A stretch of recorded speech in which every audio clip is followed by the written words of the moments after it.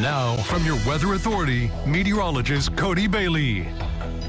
5:13 now on this Friday morning, and like we mentioned earlier, thankfully right now a much different scene than what we had this time yesterday. Of course, by about 5 o'clock yesterday morning, we had some of those stronger storms entering our northwestern counties in southern Illinois, and we have another risk for severe weather today. It doesn't appear to be as widespread, but still, again, some uncertainty with these clusters of storms that kind of ride around that heat dome of where exactly they'll set up. But it looks like primarily, at least our future tracker, which we'll show you here in a moment, more in the northern part of the county, or our viewing area rather. But right now, not a lot of activity really on first warning Doppler radar. Of course, a welcome sight after all the severe weather yesterday, the damage, and all of the flooding that we had too with very heavy rainfall.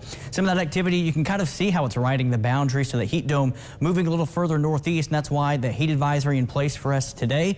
And that's why I think most of that activity, at least developing wise, should be a little bit, maybe a little further north and northeast compared to what we had yesterday. But we'll continue to watch that closely. Check out some of these radar estimate rainfall totals, basically from Vincennes down through Pike County, northeastern Warwick, right through central Spencer, and over to Hancock and Davis counties of those dark purples. And we got kind of a bullseye there. Our estimate showing over 7.5 inches of rain. A lot of that occurred at one point. I think we had a report yesterday near Oakland City of about 3.6 inches that fell in just 1 hour. So bulk of that activity falling with that first wave early yesterday morning. That is not updated. We do not obviously have a frost advisory for today, but we do have that heat advisory that's in effect. And an air quality alert is in effect for southwest Indiana, not for the wildfire smoke, though. That is for the higher levels of ozone in the atmosphere for today. So something to keep in mind. Again, but not anything like what we had earlier this week with those hazy, smoky skies.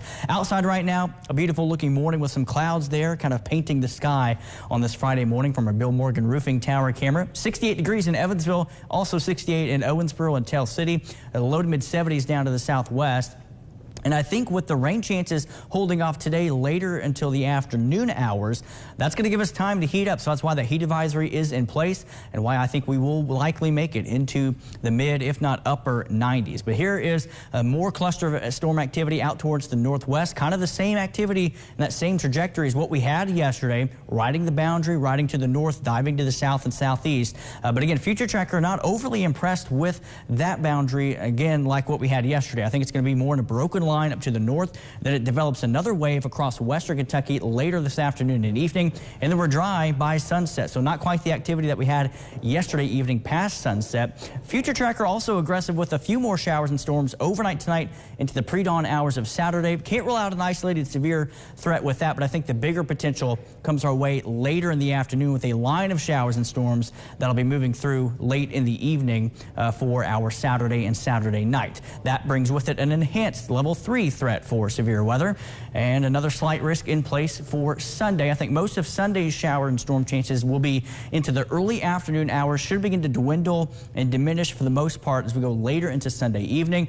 And then still looking pretty decent for the 4th of July. A little hot, a little humid, but nothing out of the ordinary for this time of the year. Rain chances lower, and then we really don't have an organized chance of shower or storm activity until we get to Thursday of next week. Still hot and a little humid. So, of course, we'll watch today, tomorrow, and into Sunday as well for the potential, at least, for some strong severe storms. Tomorrow, much like yesterday, level 3 out of 5. So we'll have to watch that one closely, but hopefully nothing like what we had yesterday. All righty.